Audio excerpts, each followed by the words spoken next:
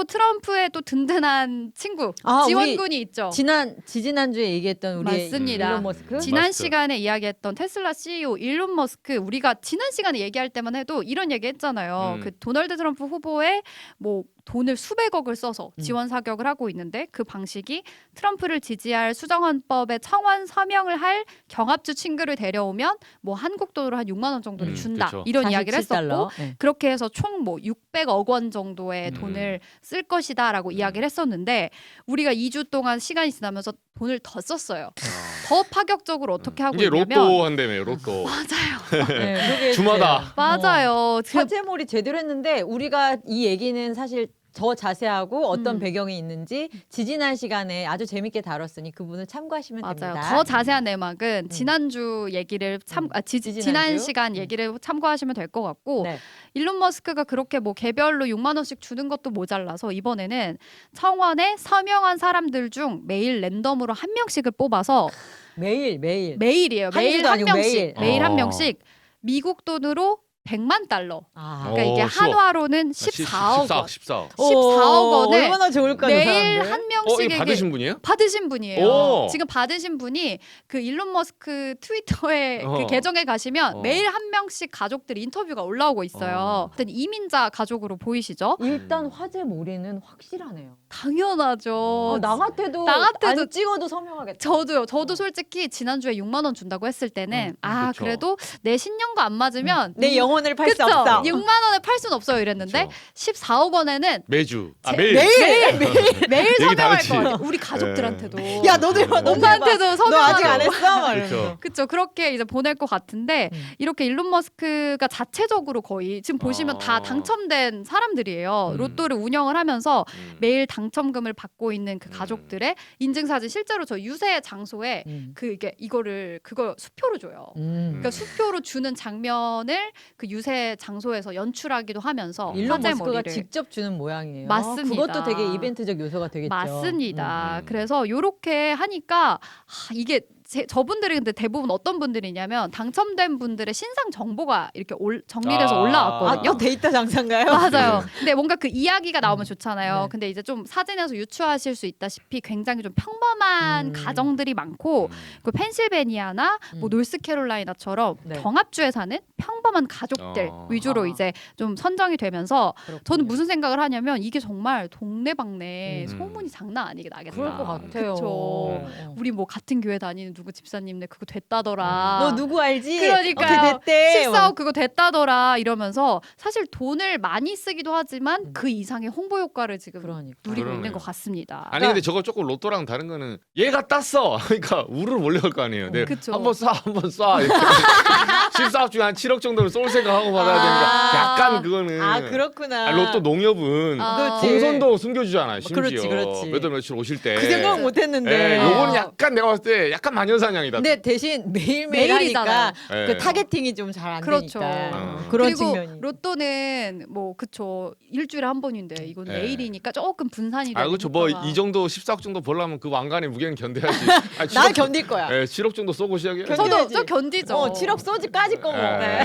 내가 뭐 사줄까? 예. 막 이렇게 되는 거죠. 설마 뭐 회사 안 나오신 건 아니죠? 어쨌든. 취미로 나와야지 취미로. 근데 저는 일론 머스크가 이런 포스팅을 본인 SNS에 올릴 때 쓰는 그 문구가 굉장히 재밌었는데 어떤 식으로 썼냐면 네. 이제 트럼프가 내세우고 있는 메시지 중에 하나가 나는 다른 나라가 아니라 자국민 미국인들을 잘 살게 하는 대통령이 되겠다라는 얘기를 되게 많이 하잖아요. 얘기하죠. 그거는 해리스를 노린 거네요. 약간 까는 디스하는 거죠. 많이 근데 일론 머스크가 뭐라고 썼냐면 이렇게 인용을 했어요. 다른 사람이 올린 걸 인용을 하면서 나는 벌써 미국인 몇 명을 부자로 만들었다. 그러니까 그런 식으로 워딩을 쓰는 거예요. 그러니까 나는 한다면 하고 우리는 하려면 너희들을 정말 실질적인 부자로 만들어줄 수 있다라는 걸 효능감을 대선 전부터 주는 맞습니다. 방식을 맞습니다. 이용하고 있다. 그래서 사실은 뭐 저 사람들이 14억 받는다고 해서 그게 나한테 돌아오는 건 아니지만 그냥 심리적으로 이 사람들은 한다면 하고 능력이 되는 사람들이구나라는 바로바로 효과가 있구나. 그런 이미지를 좀 강화하기 위해서 이렇게 전략을 쓴 게 아닌가라는 생각이 들었습니다. 자, 그러면은 해리스 봅시다. 해리스 분발해야겠네요. 그렇죠. 트럼프는 이렇게 지금 공격적으로 잘하고 있는데 지금 내가 잘하고 보니까. 있는데 해리스는 어떻게 하고 있나 보도록 하겠습니다. 네. 일단은 우리 그 질문하는 기자님, 우리 코너에서 명언을 많이 해주셨잖아요. 우리 명언 제조기. 전 기억에 남는 명언. 선거는 결국 자본과 자본의 싸움이다. 아. 결국 돈의 싸움이다라는 네. 얘기를 많이 해주셨는데 쩐의 전쟁이죠. 지금이. 그렇죠. 쩐의 전쟁이다. 근데 일론 머스크가 한쪽에서 저렇게 돈으로 공세를 하고 있다면 해리스 측에서도 돈 많은 사람 등장했죠. 등장했습니다, 여러분. 맞아요. 일론 머스크만 돈 있냐? 나도 돈 저, 있다. 맞습니다. 전통 압구정 갑부가 나왔었죠. 돈 맛을 테헤란에서 막 그렇지. 하니까 야, 땅 팔아 이 새끼들. 맞아요. 올드머니가 나왔습니다. 네. 돈 맛을 나도 보여준다. 원래 전통 부자. 그렇지. 우리가 우리나라도 정주영 회장이라 생각하시면 돼요. 그런 느낌이죠. 네, 정치인이죠. 이제 아, 그렇지, 일론 그렇지. 머스크가 새로운 뭔가 그 스타트업 이런 느낌이라면 스타트업 부자의 느낌이라면 네. 진짜 전통적인 부자, 미국의 부자 하면 빠질 수 없는 인물이 빌 게이츠인데 그쵸. 빌 게이츠가 이례적으로 공개적으로 해리스를 지지하고 나선 겁니다. 원래 근데 빌 게이츠는 나 누구 편이야라는 그 인상을 안 줬던 사람. 안 주기로 유명한 사람이에요. 원래 정치적인 발언, 특히 한쪽을 공개적으로 지지하는 표명을 좀 조심스럽게 하는 사람으로 유명한데 마이크로소프트 창업가인 빌 게이츠, 해리스 후보를 지원하는 비영리 단체에 미국 돈으로 5천만 달러, 이게 한화로 한 700억 원 정도 되는 돈인데 이 돈을 내가 지원했다라고 뉴욕타임즈에 밝혔고 뉴욕타임즈가 지난주에 보도를 했습니다. 와. 그러니까 빌 게이츠가 말씀하신 것처럼 그동안 원래 정치랑은 살짝 거리를 두는 그런 인물로 유명한 그런 갑부였는데 네. 정말 이례적으로 지금 대선을 이렇게 얼마 앞두지 않은 상황에서 공개적으로 해리스를 지지를 했기 때문에 그의 행보가 좀 여러 가지로 해석이 되는 중이에요. 그리고 일단은 뭐 당장 가시적으로 봤을 때 이 정도면은 그 트럼프 대 해리스 싸움이 아니고 일론 머스크 대 빌 게이츠의 싸움이 아니냐. 그래서 미국인들이 댓글로 뭐 이렇게 달아놓은 걸 보면 이건 미국 세계의 큰 두 세계관의 충돌이다. 누구의 돈이 더 효과가 있는가를 지금 판가름할 수 있는 싸움이다라는 얘기까지 나오고 있습니다. 아니, 저는 근데 사실은 뭐 이 대리전을 그 대리의 대리인을 잘못 잡으신 것 같은데요. 해리스하고 트럼프가 꼭두각시예요. 역시 우리 아니, 질문하는 기자의 이게 세계가 사람들은 저를 음모론자라 볼지 모르지만 저는 처음부터 해리스의 처음부터. 진짜 주인이 누구일지 궁금했습니까? 그게 궁금했죠. 드디어 나타난 겁니까? 나타난 거죠 그냥. 제가 어떤 세계와 뭐 어떤 월가 세계가 내지는 막 어디 있을 줄 알았는데 이게 나타난 거예요. 그럼 뭐 월가와 뭐 그 뉴욕 그 미국 서부의 싸움인가? 실리콘밸리의 테크밸리 싸움인가요? 이런 뭐 네. 이런 여러 전쟁도 있는데 네. 이거는 근데 약간 제가 빌 게이츠니까 조금 예의적으로 둘게요. 왜냐하면 네. 우리 왕 회장님 정주영 회장님은 해석이 안 돼. 그러니까 돈을 더 벌고 싶은 분이 아니에요. 제가 빌 게이츠 회장님은 조그만 게 이분이 이제 살 날이 얼마 안 남아 사실은.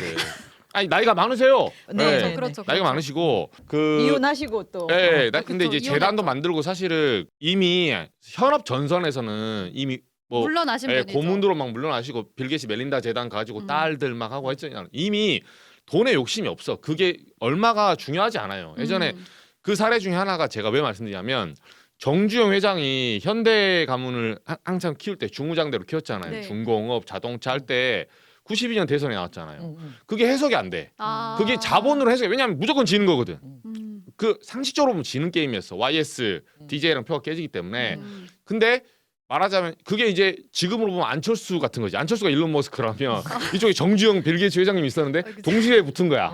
네. 재밌네요. 근데 국내 말하자면 정치로. 네. 정주영 회장은 조금 다른 게 안철수 대표는 아직도 그 자본에 욕심이 있는 것 같아요. 제가 봤을 때는.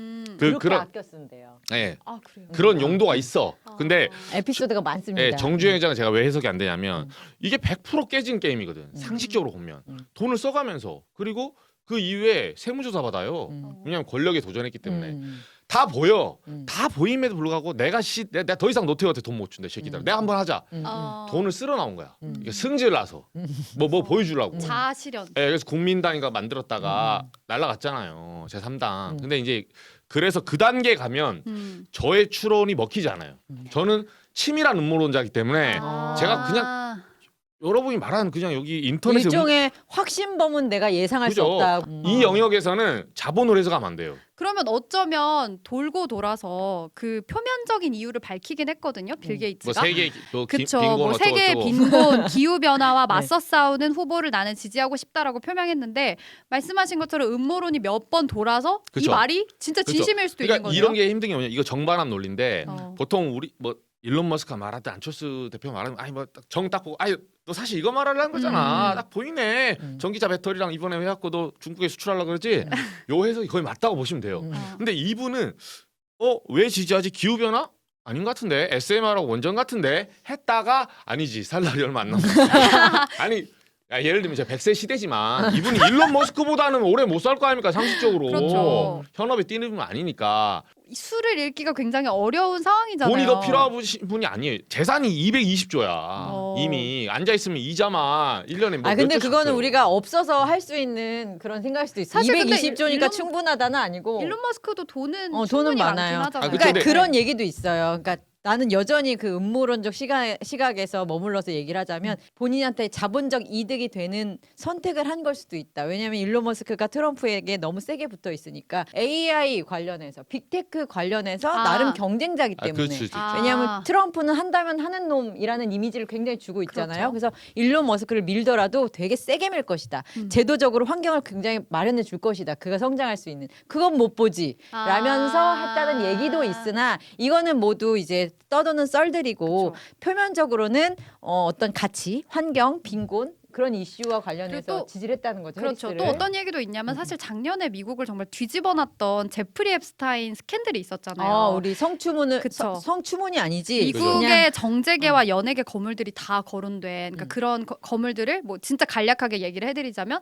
본인의 집으로 초대를 해서 파티를 열고 그 안에서 뭔가 성범죄를 저지른 혐의를 받고 있는 제프리 앱스타인이라는 인물이 죽는 사건이 있었는데 이제 그 이후에 그 파티에 참석했던 사람들 리스트가 공개되는 그런 일이 있었어요. 근데 그 안에 뭐 이건 음모론 얘기지만 뭐 민주당이 뭐 이렇게 연관이 되어 있고 빌 게이츠도 관련이 되어 있고 빌 게이츠가 그래서 이혼한 것이다. 뭐 이런 음모론도 있는데 뭐 미국에서 도는 유명한 음모론 중에 하나는 지금 해리스가 당선돼야 그 리스트로부터 자신을 지켜줄 수 있어서 뭐 그렇다라는 그런 해석도 나오고 빌 게이츠의 이런 좀 다소 파격적인 행보는 여러 가지 지금 아니, 해석을 해석을 낳고 낳고 있습니다. 정반합으로 오면 그래서 오히려 진짜 기후 변화일 수도 있다.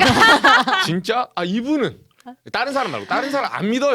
여러분 그럼 빨간 양 먹고 살고 싶습니까? 빌 게이츠를 많이 살짝 속고 사세요. 편애하시는 것 같은데요. 네, 제가 외신 해석이 늦게 웬만한 사람 다 거짓말 친다고 보면 되고 이분은 그래서 다시 정으로 돌아가서 진심일 수 있다. 의료 개선과 빈곤 감소 그럴 수 있다. 그럴 수 있다. 그럴 수 있다. 오케이. 그렇게 해석도 되고 네. 마지막 하나만 네. 말씀드리면 원래 정반에서 제가 반에서 설명드리려 했는 거는 나이가 20살만 어렸어도 빌 게이츠 회장이 제가 바로 이거 들어왔어요. 왜냐하면 이 미국의 에너지 정책 중에 하나가 여러분 보면 알겠지만 미국은 에너지 미니스트리, 에너지 부가 있어요. 에너지 부가. 우리나라는 산자부 산하기관이에요. 그쵸. 에너지 정책관. 근데 에너지 정책이 팍스 아메리칸의 굉장히 중요한 정책 중에 하나거든요. 왜냐하면 그래서 중동을 늘 잡고 있는 거야. 우리 셰일가스 나오는데 뭐 어쩌라고. 네, 석유도 그래서- 많이 나오고. 그래서 이제 전략 자산이라고 하잖아요.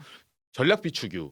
미국은 자기 땅에 석유가 많아요. 네. 근데 남의 거 쓰는 거야. 왜? 석유 고갈되면 너 먼저 죽어라 이거야. 음. 이게 강대국 정책이에요. 제가 말씀드리는 거는 이제 전략 비축유처럼 그 트럼프의 정책은 기본적으로 석유를 다른 나라를 빨리 고갈시키겠다는 정책을 쓰는 거예요. 네. 근데 그걸 하는데 SMR 원전 정책은 기본적으로 화석 연료하고 별개 정책이잖아요. 그래서 그 기후 변화에 석탄 연료를 안 쓰려는 그 친환경 민주당 라인들, 해리스 라인들은 SMR 지금 소형 모듈형 이거거든요. 소형 원자로. 네, 이 소형 원자로하고 미국하고 지금 그 뉴스케일 파워라고 빌 게이츠가 세운 그 기업들 지난번에 그 단가가 높아져서 파산했거든요. 이자율 높아가지고. 네. 근데 이게 이자율이 내려가면 다시 일어납니다. 그러면 돈을 벌 수 있는 기회가 돼요. 사실은. 그러니까 좀 간략하게 말씀을 드리자면 해리스는 이제 석탄 그만 태우자. 그죠? 그렇죠. 우리 그 기후 변화에 대응하자는 쪽이고 또 트럼프는 석탄 그냥 태우자. 그게 그거 자체가 네. 음모론인 거야. 기후 변화를 너무 과장하게 해서 너네가 실제로 이게 정말 지구 온도가 석탄 이렇게 한다고 막 올라갈 거 아니야. 그렇지 않다. 그게 너무 트럼프 쪽. 과장됐다. 네. 네, 트럼프 쪽에. 그래서 이게 에너지 정책이 딱 갈려 있어요. 그래서 이 정책적으로 보면 기업의 이득과 빌 게이츠는 민주당하고 노선이 맞아요. 그래서 이게 원래 20살만 어렸다면 제가 이 이론을 꺼냈을 거다. 근데 실제 결과적으로 본인의 그 이상과 자본적 이득이 일치한 측면은 있는 거네요. 그렇죠, 말씀하신 그렇죠. 거에 네. 따르면. 그렇죠. 알겠습니다.